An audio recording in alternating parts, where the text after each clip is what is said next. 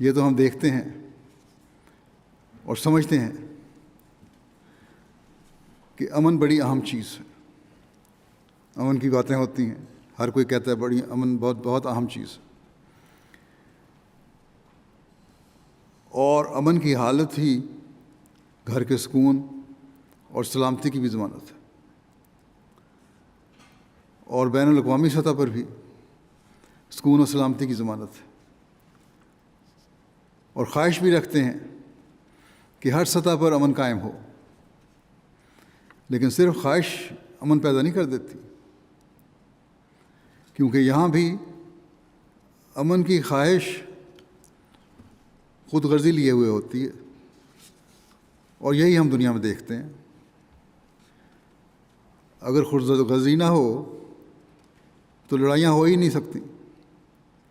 بالعموم جب کوئی امن کی بات کرتا ہے تو امن کی خواہش اپنے لیے ہوتی ہے.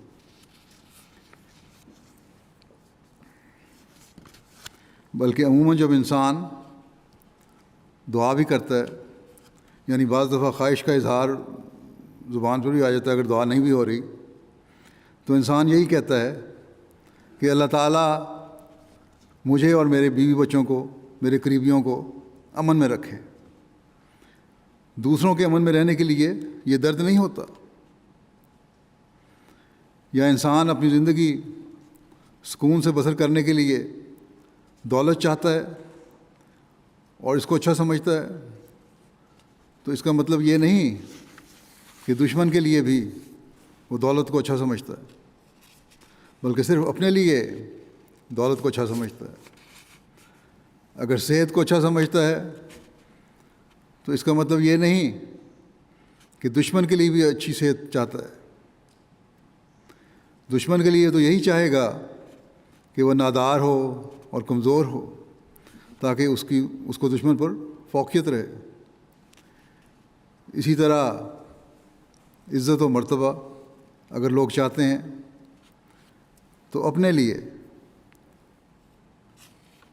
ہر شخص کے لیے نہیں چاہتے. یہ کبھی نہیں چاہیں گے کہ دوسرے کو بھی عزت و مرتبہ وہی ملے جو مجھے مل رہا ہے.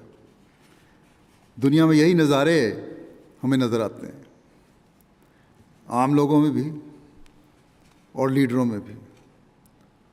سیاستدانوں کی آپس کی لڑائیاں اور اقتدار میں آنے پر ایک دوسرے پر ظلم جو اپنے ہی ملکوں میں ہم دیکھ رہے ہیں، ایک دوسرے پہ جو کر رہے ہیں، وہ اسی سوچ کا نتیجہ ہے. بس صرف امن کی خواہش فساد کا ذریعہ، اگر صرف امن کی خواہش ہے تو وہ فساد کا ذریعہ ہو سکتی ہے، کیونکہ صرف اس میں خود غرضی شامل ہے.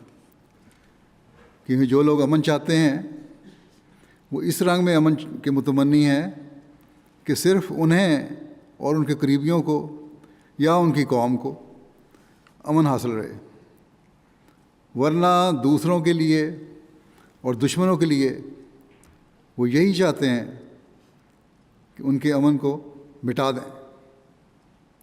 بس اگر اس اصول کو رائج کر دیا جائے کہ اپنے لیے اور معیار اور دوسرے کے لیے اور، تو دنیا میں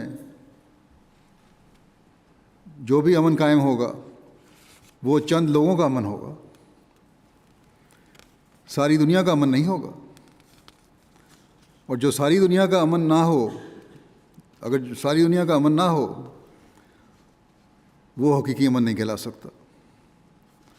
حقیقی امن تبھی ہوگا جو ذاتی، خاندانی، نسلی، قومی، ملکی ترجیحات سے بالا ہو کر قائم کرنے کی کوشش کی جائے.